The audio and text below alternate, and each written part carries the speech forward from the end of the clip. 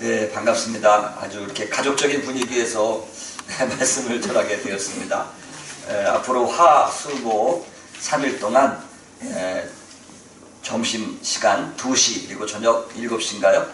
7시 2번씩 6번에 걸쳐서 우리가 하나님 말씀으로 은혜받고 또 원장님의 사역을 통해서 영육간에 놀라운 치유가 있기를 간절히 소원합니다.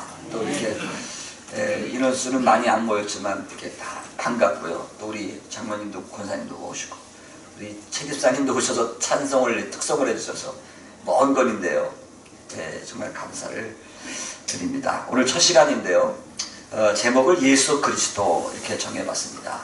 한번 말씀을 따라서 해보실까요? 예수 그리스도. 예수 그리스도.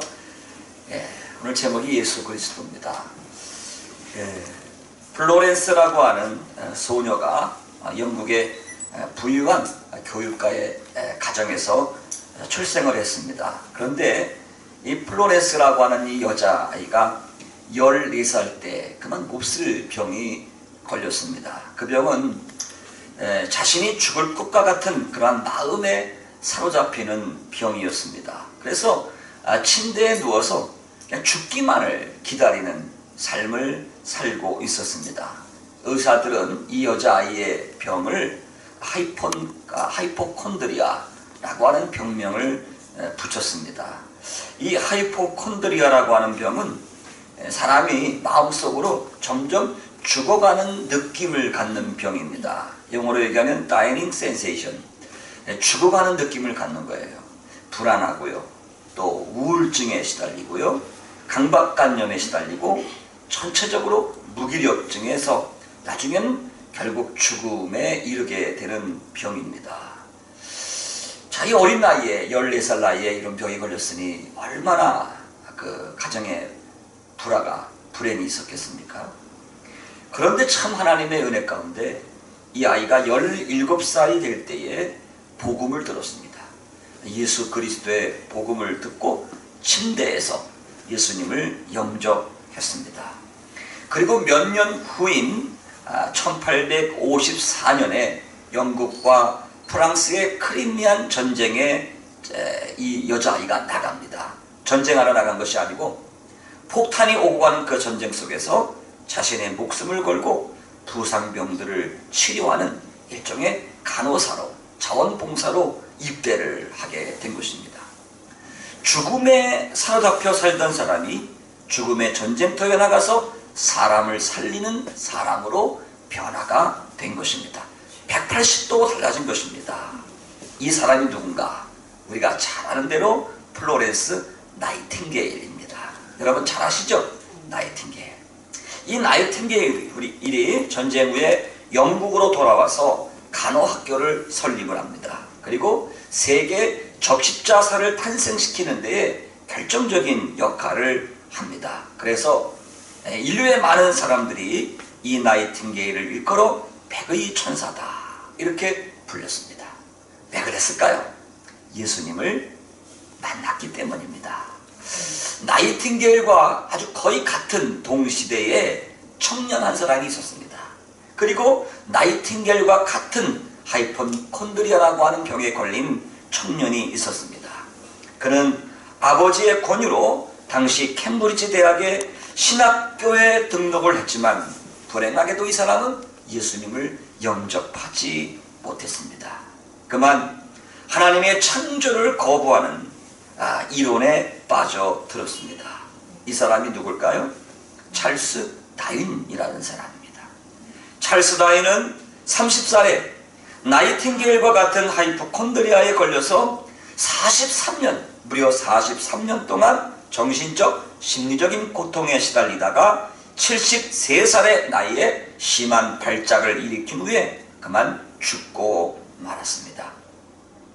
찰스 다윈의 일생을 기록한 전기작가 무어라고 하는 사람은 다윈에 대한 일생 전기문을 기록한 다음에 그 책의 제목을 고통받는 진화론자의 삶이다 이렇게 정리했습니다.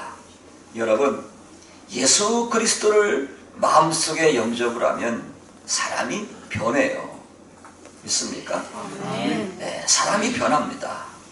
예수가 마음속에 들어오면 세리도 변화되고 창기도 변화되고 강도도 변화되고 할렐루야. 노예 상인도 변화되고 절망에서 소망으로 저주에서 축복으로 죽음에서 생명으로 변화되는 것입니다. 그분이 바로 예수 그리스도이십니다. 그러면 도대체 예수가 어떤 분이시길래 이토록 인간의 운명을 변화시키는 분일까요? 저는 오늘 하나님의 말씀을 중심으로 예수 그리스도가 누구이신지를 오늘 부흥의 첫 시간에 한번 좀 명확하게 정리를 하고 넘어갔으면 좋겠습니다. 첫째, 오늘 15절 말씀해 보니까 예수님은 하나님의 성육신이라고 말씀하고 있습니다. 하나님의 성육신입니다. 다시 말하면 하나님이 사람의 몸을 입으신 분이 바로 예수님이라는 사실입니다. 하나님이 인간의 몸을 입으신 분이 바로 예수님이십니다. 오늘 성경 말씀 보니까 예수님은 보이지 아니하는 하나님의 형상이다. 하나님의 충만한 신성을 그 몸에 지니신 분이다. 그러니까 예수님은 보이지 않는 하나님, 우리가 볼 수가 없어요. 그러나 눈에 볼 수 있는 하나님이 오셨죠.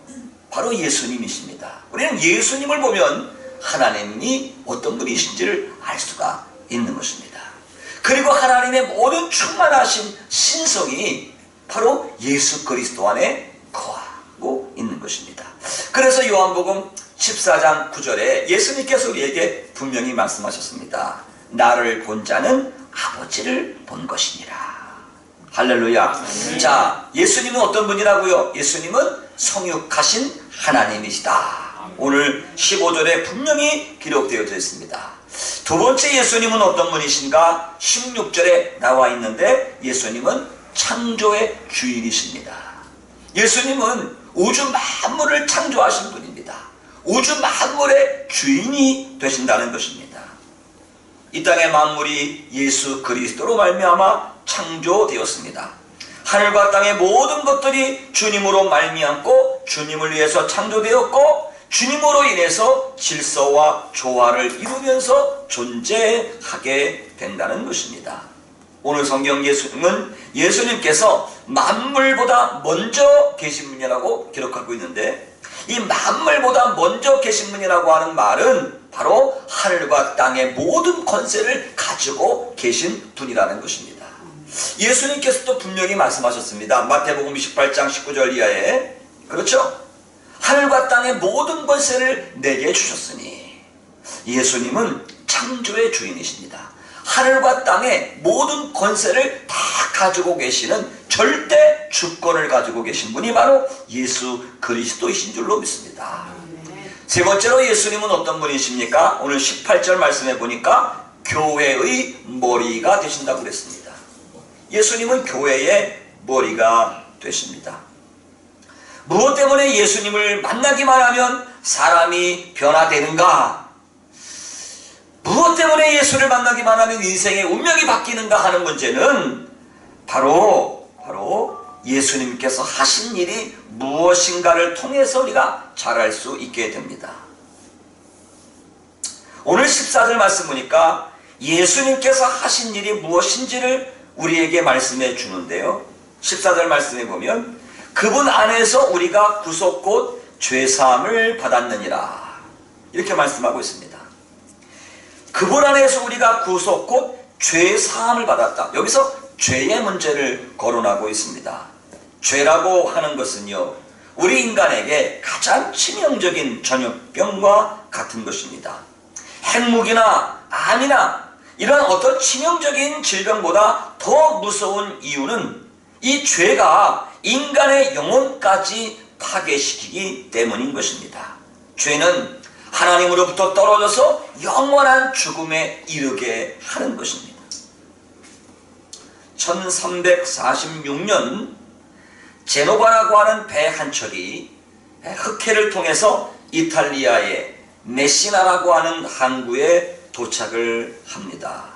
이때 이제 유럽의 대재앙이 예고가 된 사건이죠.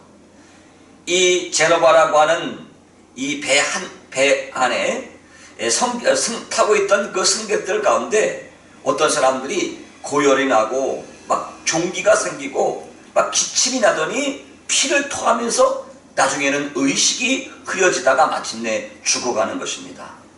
배가 이 메시나 항구에 도착하기 전에 이미 배 안에 타고 있던 사람들의 절반의 수가 죽었습니다. 조사 결과 이 병은 에르시니아 패스트라고 하는 병입니다. 여러분, 흑사병이죠. 중세 유럽을 강하게 휩쓸고 지나간 이 흑사병, 에르시니아 패스트 병이었습니다. 재빨리 배를 항구 밖으로 끌어내서 출항을 시켰지만 때는 이미 늦었습니다.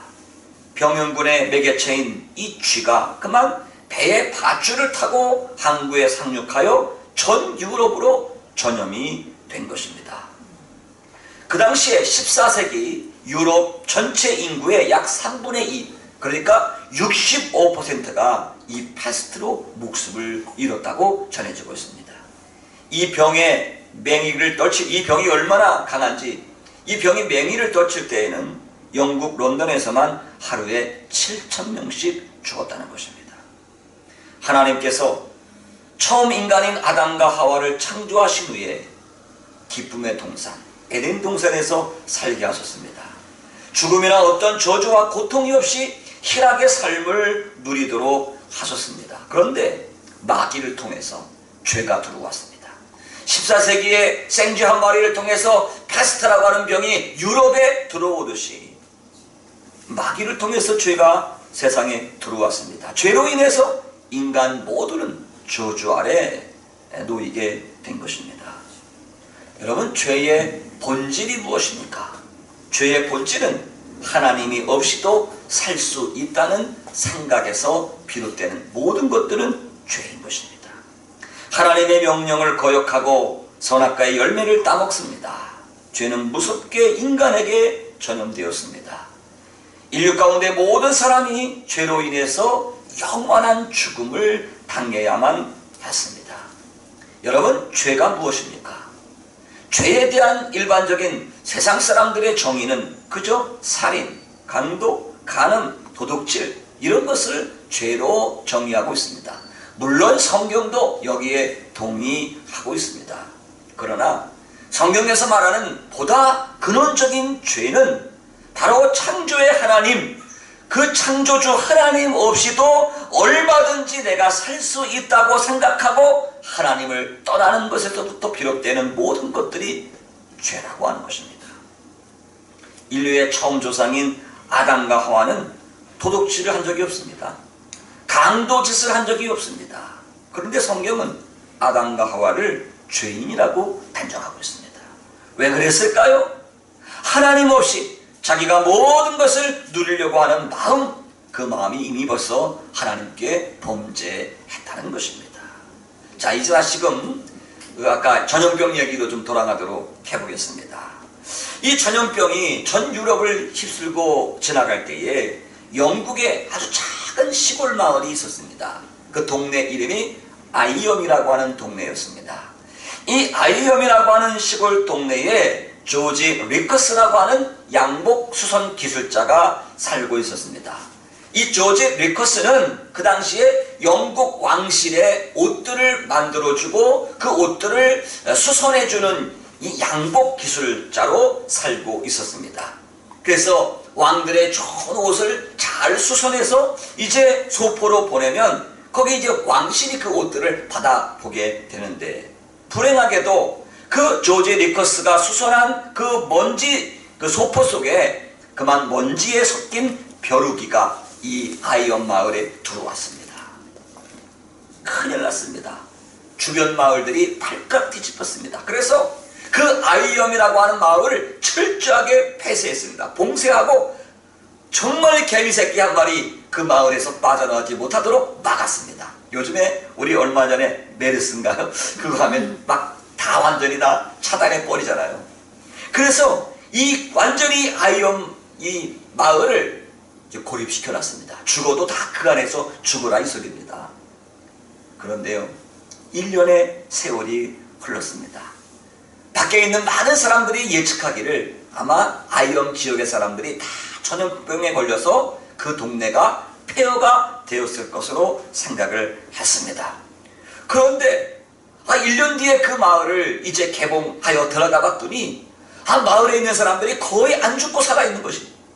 깜짝 놀란 것입니다. 아니 어떻게 이 전염병에도 이 마을 사람들은 살아남을 수 있었는가? 그래서 하도 시안해가지고 이제 영국에 있는 의사들이 다 와가지고 피검사도 해보고 다 검사해봤더니 이 아이엄 사람들의 몸에는 그 패스트 흑사병을 이기는 항체가 들어있었다는 것입니다. 몸에 항체가 발견된 것입니다. 그래서 사람들이 이 패스트에 죽지 않고 살았던 것입니다. 사랑하는 성도 여러분, 바로 우리가 예수를 믿는다는 것은 바로 이런 것입니다. 예수 그리스도께서 십자가에서 피 흘려 죽으셨기 때문에 예수님의 십자가 보혈은 죄로 인하여 죽을 수밖에 없는 우리 인간들에게 여러분 그 죄를 이기고 죽음을 이기는 항체가 바로 예수님의 보혈인 줄로 믿습니다. 오늘 성경 말씀 18절의 말씀 보니까 예수님은 죽은 자 가운데서 먼저 나신 분이다 그랬습니다.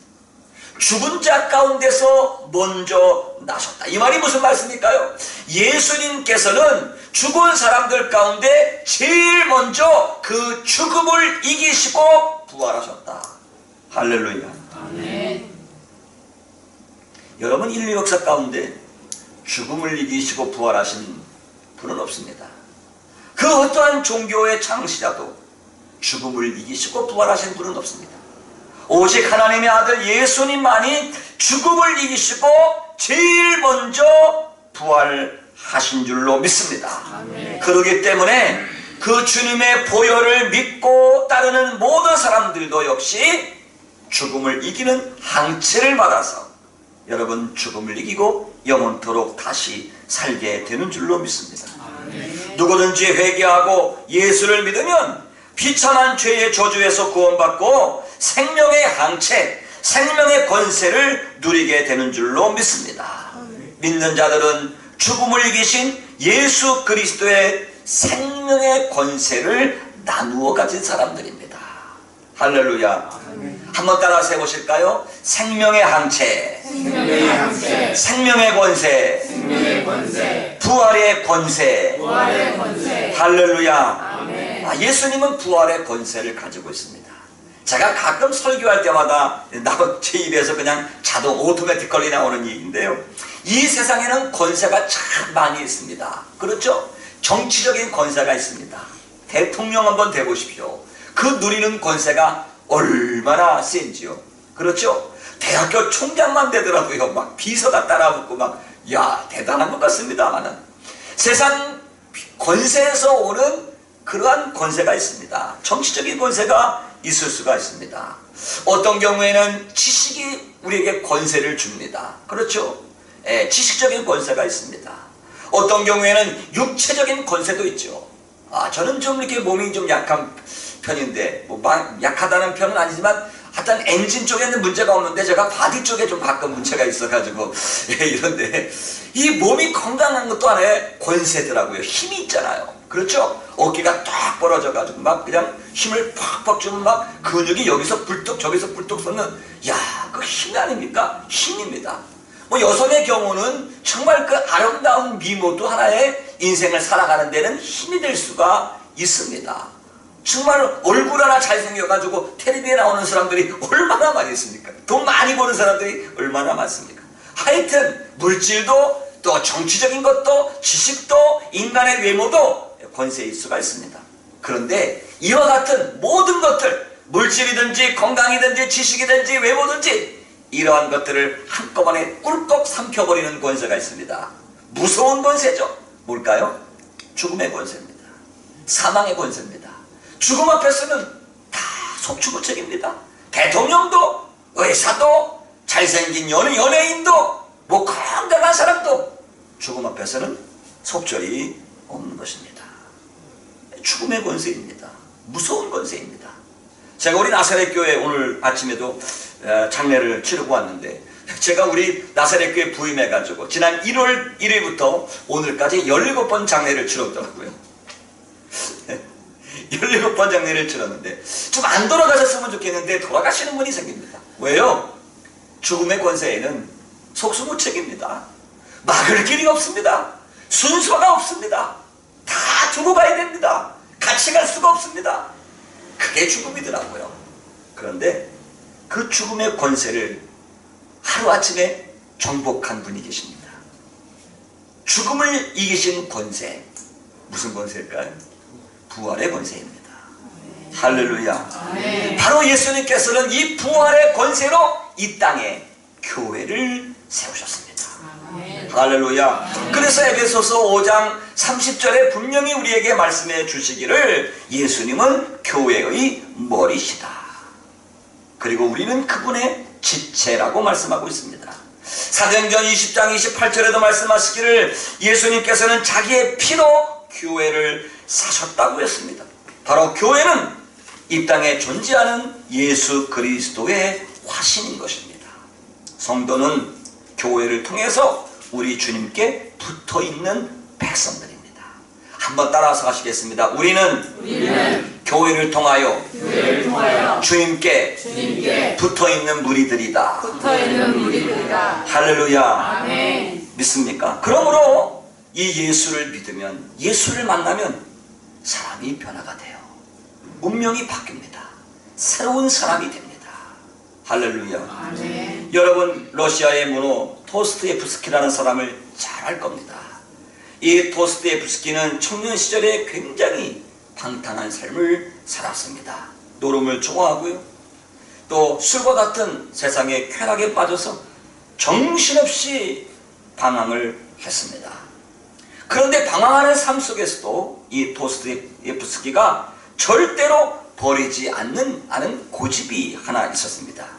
바로 자기의 하숙집을 항상 러시아 교회의 십자가가 보이는 것을 얻었어요.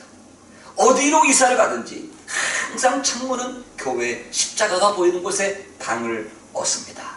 그리고 늘 그렇게 방탕한 생활을 하면서도 그 사람의 이 주머니 포켓 속에는 항상 신약 성경을 가지고 다녔다는 것입니다. 창문을 뚫고 자신의 삶으로 들어오는 우리 주님의 시선을 붙들려고 그렇게 몸부림치고 살았던 의지의 표현일 것입니다. 그런데 어느 날 이 도스토옙스키는 믿음으로 방탕한 삶의 자리에서 이제 사랑의 시선으로 나를 바라보시는 예수 그리스도를 만났습니다. 그리고 어두운 모든 삶을 다 청산한 다음에 주님 앞으로 돌아섰습니다. 그리고 그의 시선에 삶을 집중시켜서 주옥같은 신앙의 작품들을 써냅니다. 얼마나 위대한 인생으로 변화가 된 것입니까? 반면에 불행한 사람 한 사람을 제가 또 소개를 드리려고 합니다. 여러분, 해밍웨이라고 하는 사람 잘 아시죠? 해밍웨이. 이 해밍웨이라는 사람은요, 제가 살던 시카고 인근의 오팍이라고 하는 동네에서 태어났습니다.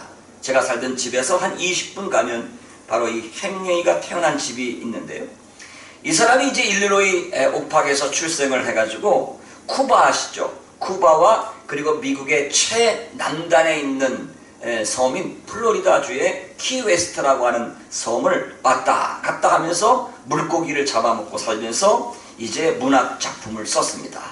이 사람이 유명해졌어요. 그래서 노벨 문학상을 탔습니다. 세계적인 문호가 됐습니다. 노벨 문학상까지 탔습니다. 그런데 그는 심령의 공허함을 채우지 못했습니다.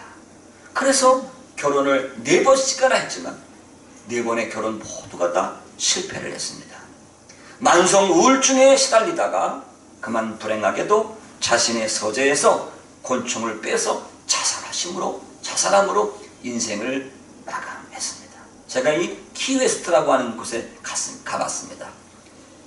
해밍웨이의 상가를 가봤더니 지금도 해밍웨이가 기르던 고양이가 번식을 해가지고 고양이 한 200마리가 키웨스트 해밍웨이의 집을 지키고 있습니다. 가끔 이제 관광객들이 그 집을 드나들고 있는 것을 볼 수가 있습니다. 해밍웨이의 불후의 명작으로 꼽히는 노인과 바다. 그 내용이 얼마나 슬픕니까? 그 내용이 얼마나 공허합니까? 그렇죠? 바다를 헤매고 헤매다가 정말 큰 고기 한 마리를 잡아가지고 야, 이제 내가 성공했다. 다 됐다. 그래가지고 그 물고기를 매달고 집으로 돌아오는데 사모떼에게 다 뜯겨가지고 항구에 도착해보니 뼈만 앙상하게 남은 참 씁쓸한 모습, 공허한 모습. 그게 해밍웨이가 우리에게 보여주는 인생의 모습이고 자신도 허무함을 이기지 못하고 자살로 인생을 마감했습니다. 불행하죠. 반면에 어부한 사람이 또 나옵니다. 그건 성경에 나오는 사람인데 갈릴리 호숫가에서 정말 고기 잡아먹고 살던 어부가 한 사람 있었습니다. 그 사람이 누굴까요? 예수님의 제자 베드로였습니다. 베드로는 해밍웨이처럼 공부를 많이 한 적도 없습니다. 노벨상을 탄 적도 없습니다. 학력도 가문도 권력도 없고 성질도 조금 개박한 가열질적인 사람이었습니다마는 그 베드로가 주님을 만남으로 그의 인생이 완전히 변화된 것을 볼 수가 있습니다. 예수님 만나면 변화됩니다. 운명이 바뀝니다. 그러나 아무리 세상에서 높은 자리에 올라가고 많은 것을 누리고 배운다 할지라도 예수 만나지 못한 인생은 공허할 수밖에 없습니다. 할렐루야. 저도 부족하지만 정말 예수님의 은혜가 너무너무 감사. 정말 저의 경우에는 정말 예수님의 은혜로 살았고 예수님이 은혜가 아니었다고 한다면 아마 저는 지옥에 벌써 지옥 저 아름목에 가 있을 죄인 중에 죄인이 있던 것을 고백하지 않을 수가 없습니다. 저는 지금부터 51년 전에 저 경기도 파주에서 태어났습니다. 그런데 이제 부모님을 따라서 김포로 이사를 나왔는데 제가 중학교 1학년 때인가요? 전신에 이상한 병이 걸린 거예요. 열이 막 고열이 나면서 온몸이 텅텅 부면서 정말 병원에 가도 병명을 모르는 거예요. 무슨 병인지를 알지 못하는데 몸은 움직일 수조차 없이 쑤시고 아프고 온몸이 텅텅 붓고 정말 고열이 하늘을 찌를 듯한 그런 고열이 났습니다. 사람들이 다 죽는다고 그랬습니다. 낮에는 이 병원 저 병원을 두들깁니다. 세브란스 병원도 가보고 서울대학병원도 가봅니다. 병명을 알 수 없습니다. 고칠 방법이 없는 것입니다. 의사가 죽는다고 다 포기를 했습니다. 그리고 밤에는 돌아오면 저희 아버님이 구슬합니다. 김포에서 경기도에서 유명하다는 무당 정말 다 불러다가 구슬해 봅니다. 그래도 병이 낫질 않는 것입니다. 어느 때에는 어떤 용한 박수무당에게 가서 그 점을 쳤더니 죽은 귀신들이 조상 귀신들이 노해가지고 제가 이런 못된 병이 걸렸다고 귀신을 속이기 위해서 가짜로 장례를 치러야 된다는 것입니다. 그래서 그 당시에 돈을 많이 들여서 저는 막 온몸에서 고열이 나고 막 쑤시고 뭐 정신 없는 저를 동네 사람들 다 모아놓고 저희 아버지가 멍석에 둘둘 말아가지고 지게에 져가지고 마당으로 끌고 나와서 저를 멍석에 말아가지고 놓고 거기에다가 이제 뭐죠? 북대기라고 그러죠. 시골에 가면 북대기를 가지고 묘 산소처럼 이렇게 만들어 놓고 저를 그 속에 집어넣고 장례를 치렀습니다. 동네 사람들이 다 보는 앞에서 어이야 달고 어이야 달고 노래를 부르면서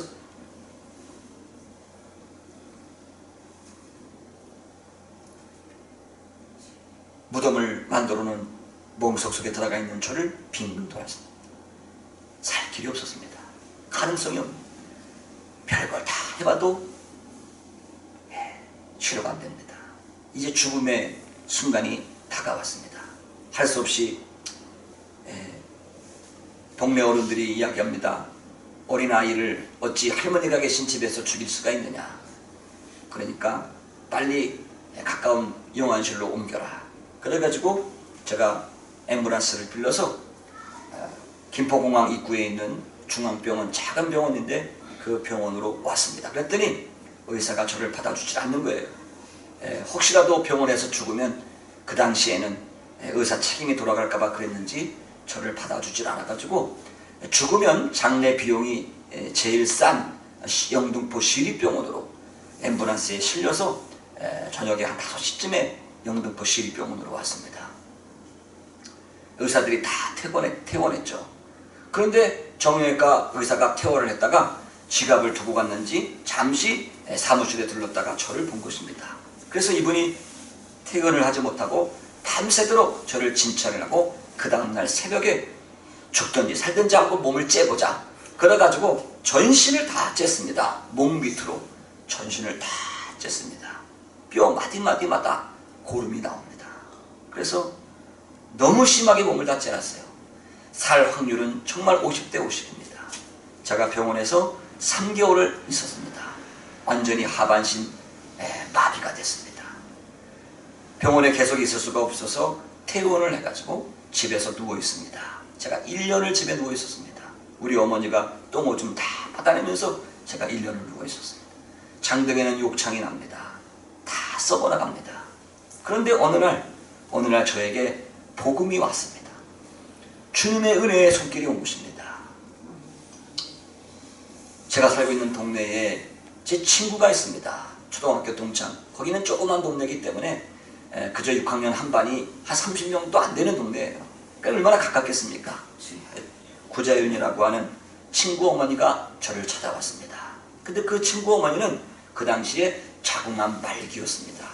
이 자궁암 말기가 된 친구 어머니가 교회를 다닌 거예요. 그분이 병 고치려고 다닌 거죠. 그래가지고 친구 어머니가 이제 교회를 다니면서 기도원에 다녔는데 오늘 제가 기도원에 한국어 가지고 첫 부흥회를 인도하는데 기도원에서 인연이 있어요. 불교적인 용어지만 그 자궁암 살리게 된 친구 어머니가 자윤이 엄마가 기도원을 다니는데 그 당시 어느 기도원을 다니셨냐면 저 용산역 뒤에 허름한 창고를 빌려가지고 천막을 이어서 이렇게 덧이어서 치고 거기서 이제 집회를 하는 겁니다. 3일씩 집회하는 데인데요. 그 원장님이 누구셨냐면 현신의 권사님이셨어요.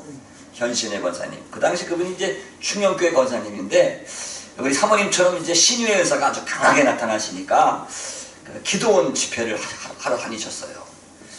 뭐 여수에서도 하시고 광주에서도 하시고 이제 서울 올라오면 용산에서도 하시고 했는데 그 친구 어머니가 야, 너 예수 믿고 나같이 기도원 한번 안 가볼래? 그러면 너 걸을 수 있다, 살 수 있다. 그렇게 복음을 전한 것입니다. 그래서 그 당시에 저희 집은 뭐 철저하게 불교 골수 집안입니다. 교회만 가기만 하면 뭐 큰일 나는 집안입니다. 그런데 이제 교회 나가면 살 수 있다니까 저희 할머니가 허락을 해서 저희 어머니와 제가 이제 들것에 실려서 택시를 불러서 이제 김포에서부터 용산까지 간 것입니다. 갔더니 정말 거긴 뭐 사람들이 앞에는 천막이고 뒤에는 이제 창고. 저 같은 경우는 이제 앞자리에 앉을 수가 없잖아요. 누워 있어야 되니까. 맨 창고 구석에 흠이 튼 데다가 이제 가마니를 깔고 그리고 거기에다 장판을 깔고 거기에 이제 환자들이 한 200명 정도 막 환자들이 쫙 있습니다. 그리고 이제 하루에 3끼 거기서 밥을 사 먹는데 뭐 밥이 뭐 오죽하겠습니까 여러분? 묽은 된장 시래기에다가 그냥 밥 하나 주는 겁니다. 그거 먹고 이제 거기서 이제 3일을 있었습니다. 그때는 예수를 안 믿기 때문에 찬송가 책 사는 거 하나 굉장히 돈이 아까웠습니다. 그때는 이제 개편 찬송가, 새 찬송가, 합동 찬송가 이런 거 나올 때거든요. 그래가지고 이제 요만한 뭐 성경책도 없고 요만한 찬송가 하나 사가지고 이제 매 구덩이에 우리 어머니하고 저하고 이제 그 집회를 참여를 하는데 그 권사님이 하얀 옷을 입으시고 머리에 짬밥 모자를 쓰고 이제 그 하는데 예배 끝날 때마다 이제 신유 기도를 하는 겁니다. 기도받기를 원하는 사람들은 이제 줄을 서서 앞으로 나오는데 뭐 수백 명씩 줄을 서서 나오죠. 그러니까 시간이 없으니까 그냥 뭐 한 대씩 때리고 가는 거예요. 이게 머리 딱 때리고 탁 가고 머리 딱 때리고 가는 거예요. 그냥 뭐 이 자동 오토매틱컬리 탁 가는데 뭐 거기 제 생각에는 한 1000명, 2000명 모였을 것 같은 생각이 들어요. 엄청나게 많이 약간 바글바글 됐어요. 그때가 뭐 4월 말인지 5월 초인지 하여튼 그럴 때인데 바글바글 됐습니다. 그때 제 나이가 이제 15살입니다. 기도를 받는데 기도가 다 끝났습니다. 근데 저는 나갈 수가 없는 거예요. 누워있으니까. 그러니까 그 원장님이 기도 받지 못한 사람 손을 들라고 그러니까 저를 대신해서 우리 어머니가 손을 번쩍 듭니다. 그랬더니 장정들이 여기 안내라고 하는 명찰을 단 장정들이 들것을 가지고 와가지고 저를 들것에 얹어놓고 메어서 강대상에 갖다가 올려놨습니다. 제가 이제 마지막 하이라이트예요. 이게. 기도원 집회의 마지막 하이라이트예요. 그러니까 저를 갖다가 올려놓은 것입니다. 저는 1년 동안 걸어본 적이 없습니다. 걸어본 적이 없어요. 여러분 생각해 보시오. 1년 동안 걸어보지 못했는데 그 현신의 권사님이 강대상에 놓고 노란 장판이 깔린 그 강대상에다 들것에 저를 놓고 마이크에 대다고 그런 얘기를 합니다. 하나님이 이 아이를 고치셔서 하나님의 종으로 쓰시려고 오늘 역사를 일으킬 겁니다. 아멘. 그러더라고요. 그런데 이제 그 후로는 잘 생각이 안 나는데 그 현신의 권사님이 어떤 뭔가 그러고 이제 떠들고 나서 저한테 누워있는 저한테 오더니 제 귀 속에다가 그런 얘기를 합니다. 조용조용하게 얘기하는데 야 일어나서 한번 걸어봐라. 일어나서 걸어라. 그러더니 제 엉덩이를 툭툭툭툭 치는 거예요. 근데 그때 제가 제일 심한 곳이 어디였느냐? 엉덩이에요. 엉덩이. 양쪽 고관절이에요. 지금도 제가 이 양쪽 고관절 때문에 한국 와가지고 수술도 한 번 하고 참 이게 평생 이게 가신데 저도 이 엉덩이를 툭툭툭툭 치더니 야 일어나서 걸어라 그러더라고요. 근데 참 제가 이게 뭐가 쉬었는지 제가 뭐에 쉬었는지 거기서 일어났어요. 일어나가지고 띠뚱 한 5발자국을 걸어갔습니다. 저 신 거죠 그게. 하나님께 신 겁니다. 귀신에게 신 게 아니고 하나님에게 신 거예요. 그래가지고 띠뚱하고 5발자국을 걸어요. 여러분 기적 아니에요. 네. 여러분 멀쩡한 사람도 1년 동안 누워있다가 일어나라 그러면 그 어지러워서 걷겠어요. 근데 저는 거기서 분명히 일어나서 걸어갔습니다. 지금도 잊어버리진 않습니다. 옛날에 오렌지색 아래옷들이 추리닝에 줄 찍찍 가 있는 거 있죠? 그리고 여기다가 태권도 주먹 딱 하나 걸고 있는 거. 그리고 걸었는데 너무 제가 신기한 거예요. 그래서 제가 얼떨결에 뒤를 돌아다 봤어요. 너무 신기해서. 그랬더니 우리 어머니가 어느새 뛰어올라온 거예요. 강대상에 어느새 뛰어올라와가지고 콧물 눈물 다 흘려가면서 통곡을 하고 오시는 거예요.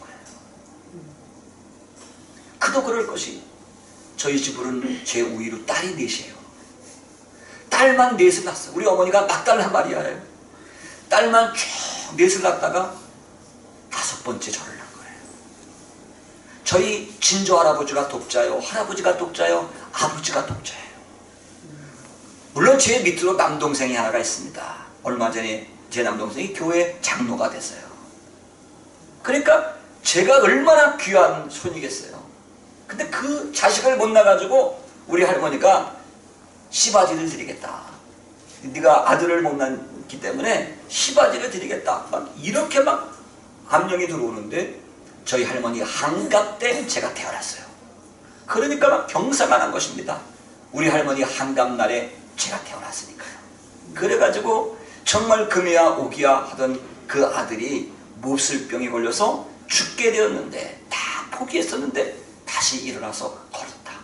그러니 우리 어머니가 기쁜 밤 서러운 밤 아마 그냥 요즘 말로 빵 터진 것입니다.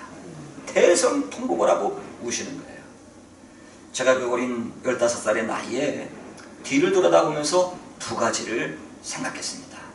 첫째는 하나님이 계신가 보다 이런 생각을 했어요. 막연하게 하나님이 계신가 보다. 그리고 또 한 가지는 이 다음에 우리 어머니한테 잘해줘야지, 어머니한테 효도해야지 이런 생각이 들더라고요. 그런데 참 효도를 못하고 삽니다만 지금도 동생이 어머니를 모시고 저는 목회한다고 저 미국에서 15년 객지 생활하다가 또 어머니를 좀 동생이 모시고 삽니다만 참 어느 때 죄송스럽고 두려워하는 것 같은데 2가지를 생각했어요. 하나님이 계신가 보다, 어머니한테 잘해드려야지. 그리고 나는데 예수를 제가 잘 믿어야 되죠. 그렇죠? 잘 믿어야 되는데 인간이 못 돼가지고 걷기 시작할 때 이제 교회를 안 나가는 겁니다. 예, 걷기 시작하고 나서 집으로 왔습니다. 왜? 병원도 아이고 다 치료되면 퇴원하는 거 아니에요? 그렇죠? 병원에 더 있어봐야 입원비만 더 나오지 뭐. 그러니까 이제 걷기 시작할 무렵에 우리 어머니가 야 안 된다 빨리 가자 이제. 왜? 이제 김포는 논농사를 짓기 때문에 그래 모를 내야 돼요. 뭐 집에 모를 내야 되는데 빨리 가자. 그래가지고 3일 있다가 이제 집으로 와가지고 어머니는 농사일에 바쁘고 저는 그때부터 집에서 이제 걸음마 연습을 합니다. 학교는 뭐 다닐 엄두도 못 냈죠. 친구들은 다 중학교 다니는데.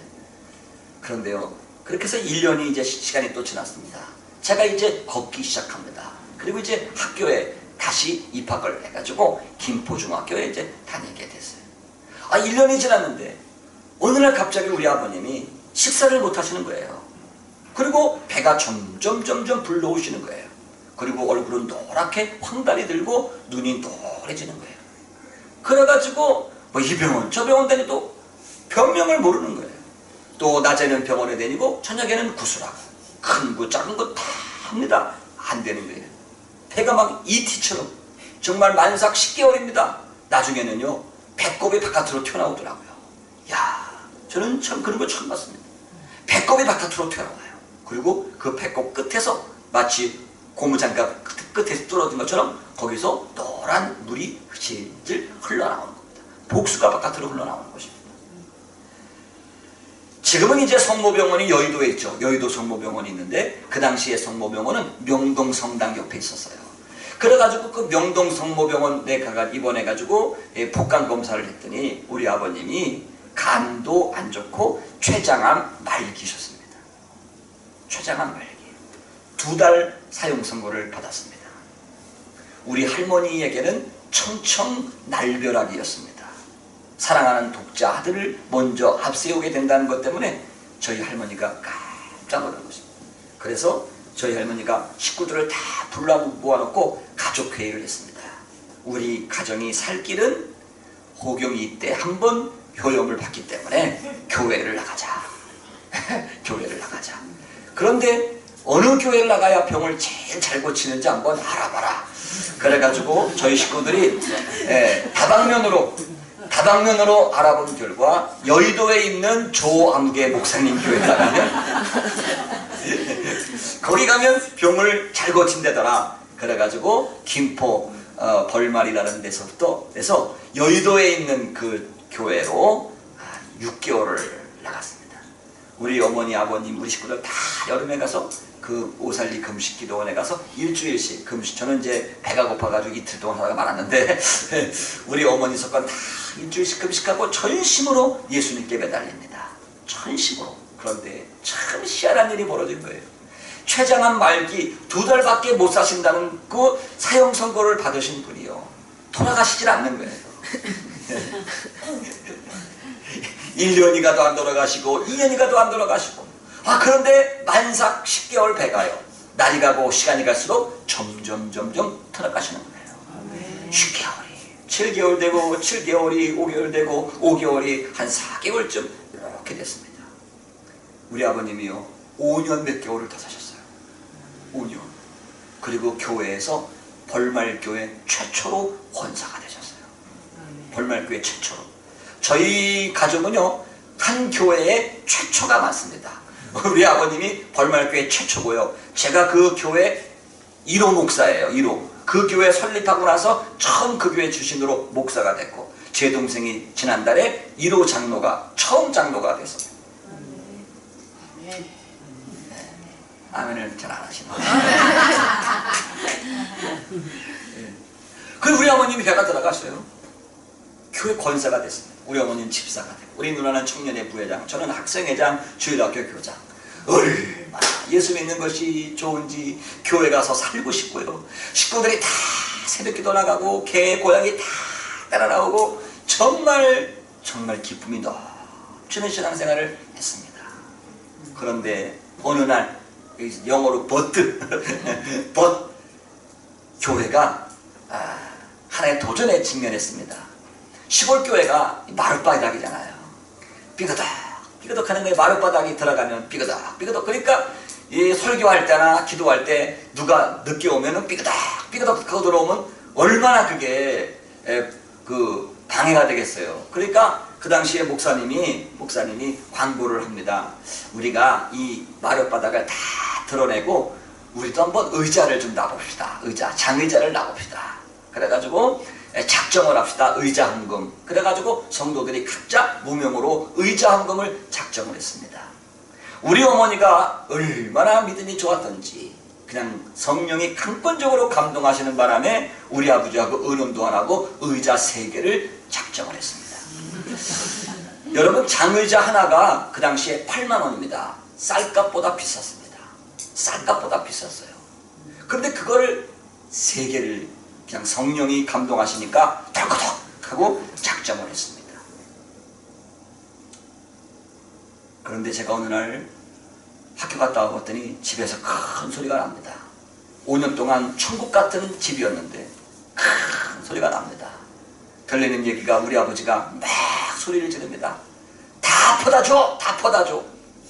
네, 다 퍼다 줘! 난리가 납니다. 밥상 엎어지는 소리가 들립니다. 그도 그럴 것이 저희 집이 딸이 많잖아요. 한꺼번에 둘째 누이, 셋째 누이가 동시에 시집을 가게 됐습니다. 연애를 걸어가지고. 동시에 딸 둘을 시집 보내야 되는데 재정적인 압박감에 시달리는 상황에서 저희 어머니가 성령의 감동으로 의논도 안 하고 의자 3개를 작정했으니 우리 아버님이 얼마나 열이 받으시겠어요. 이해는 됩니다. 그래도 좀 절제했어야 되는데 우리 아버님이 그만 도를 넘어서고 말았어요. 하나님의 은혜를 잃어버린 거죠. 하나님의 은혜를 잃어버린 거예요. 배은망덕이 된 겁니다. 그날 이후로 우리 아버님의 병세가 급격히 안 좋아졌습니다. 다시 배가 불러오기 시작하더니 그 후에 일주일 만에 돌아가셨어요. 일주일 만에. 그런데 참 다행인 것은 돌아가시기 하루 전에 우리 아버님이 환상을 보는데 천사들이 꽃가마를 가지고 내려오는 모습이 자꾸 보인다는 거예요. 그러면서 자기가 하나님께 회개했다는 거예요. 하나님이 내 목숨을 살려주셨는데 내가 그만 물질의 눈이 어두워서 하나님께 범죄했었노라. 회개하면서 나는 아마 이번에 하나님이 나를 데리고 가실 것 같다. 마음 준비해라. 그래가지고 식구들 다 모아놓고 마지막 찬송을 불렀습니다. 옛날 찬송가는 344장입니다. 나의 갈 길 다가도록 음정 박자 다 무시하고, 요즘 젊은이들 말에 의하면 음정 박자 개무시하고 우리 아버님이 찬송을 보여요. 나의 갈 길 다가도록 4절까지 완판에 4절까지 다 부르셨습니다. 마지막 임종 예배 드린다고 오셨던 목사님이 에이 권권사님 안 곽권사님 안 돌아가세요. 곽권사님 안 돌아가세요.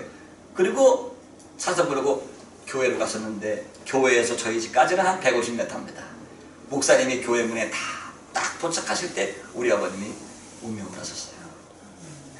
그래도 권사로서 직분을 받고 회개하고 구원받아 천국에 갔으니 얼마나 감사한지 모릅니다.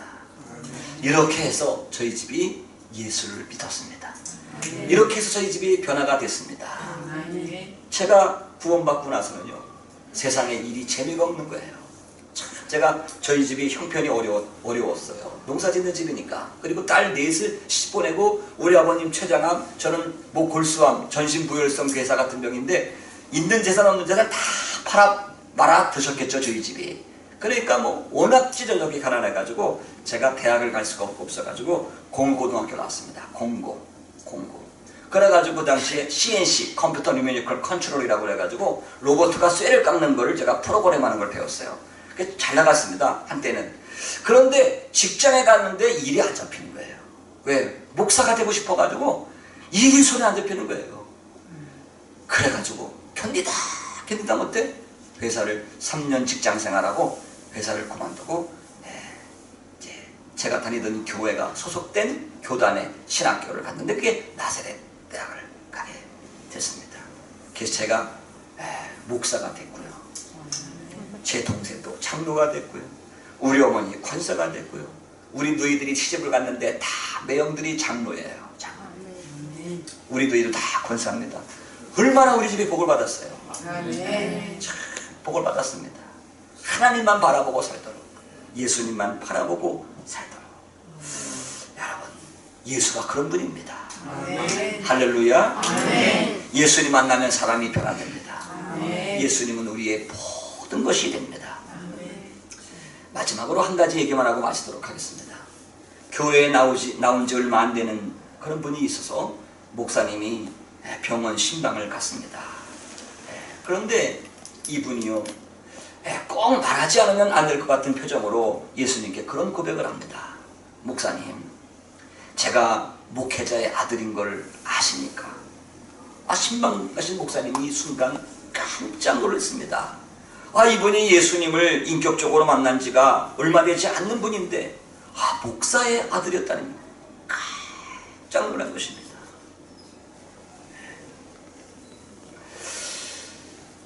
얼마 전 예수님을 만나고 나서 얼마나 기뻐했는지, 예수님을 알지 못하고 살았던 과거가 어떠했는지를 잘 알고 있는데, 이분이 목사의 아들이었다는 이 말에 목사님은 깜짝 놀라지 않을 수가 없습니다. 이분은 다음과 같은 자신의 사연을 털어놓았습니다. 우리 아버지는요, 참 전도하기 어려운 시골 지역만 돌아다니면서 평생 개척교회 목회만 하셨습니다. 그래서 우리 자녀들은요, 허구한 날 굶고 헐벗었습니다.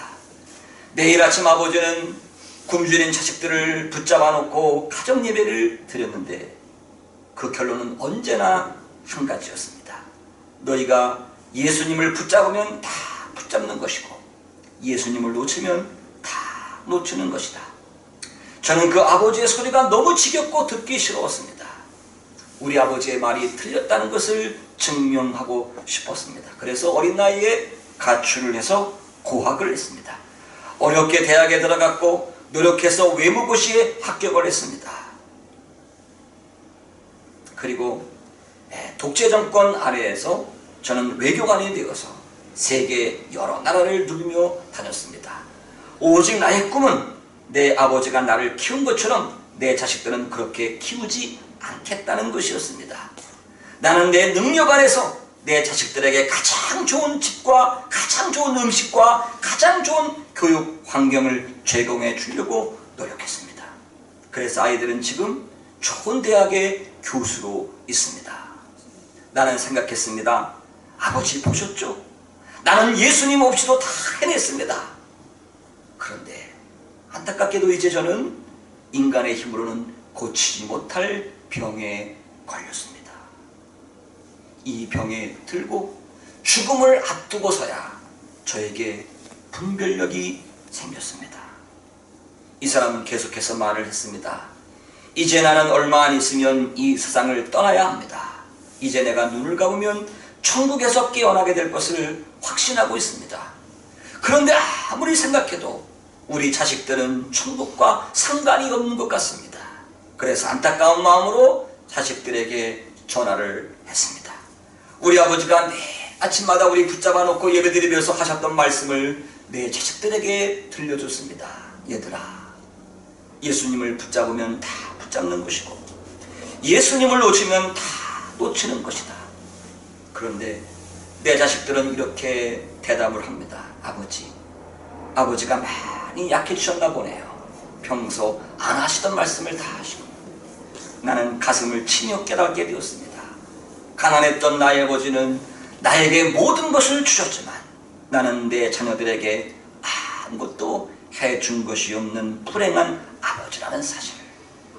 우리 아버지의 말씀이 옳았습니다. 우리 아버지의 말씀이 옳았습니다. 사랑하는 우리 성도 여러분, 예수님을 만나야 됩니다. 아멘. 예수님을 붙잡아야 됩니다. 아멘. 예수 그리스도는 성육하신 하나님이십니다. 예수님은 창조의 주인이십니다. 예수님은 십자가의 보혈로 교회의 머리가 되신 분입니다. 그래서 사도 바울은 결론적으로 오늘 24절에 말씀하고 있습니다. 내가 이제 너희를 위하여 받는 괴로움을 기뻐하고 그리스도의 남은 고난을 그의 몸된 교회를 위하여 내 육체에 채우노라. 예수님은 우리의 전부가 되십니다. 예수님 없는 모든 것은 아무것도 아닙니다. 예수님 안에서만 우리 인생의 참된 행복과 만족을 얻게 되는 것입니다. 창조의 주인, 이 땅에 오신 하나님, 죽음을 이기신 분을 만나지 않고서는 인생의 참된 행복과 만족은 누릴 수 없는 것입니다. 그분을 붙들지 않고서 우리의 궁극적인 미래는 절망뿐인 것입니다. 이번 부흥회 앞으로 5번 우리가 말씀을 나누게 되는데, 이번 부흥회를 통해서 적은 우리가 모여있지만 정말 우리가 예수 그리스도를 새롭게 만나고 예수님을 새롭게 경험할 수 있는 그러한 축복의 시간들이 되시기를 주님의 이름으로 간절히 소원합니다. 아멘. 기도하겠습니다.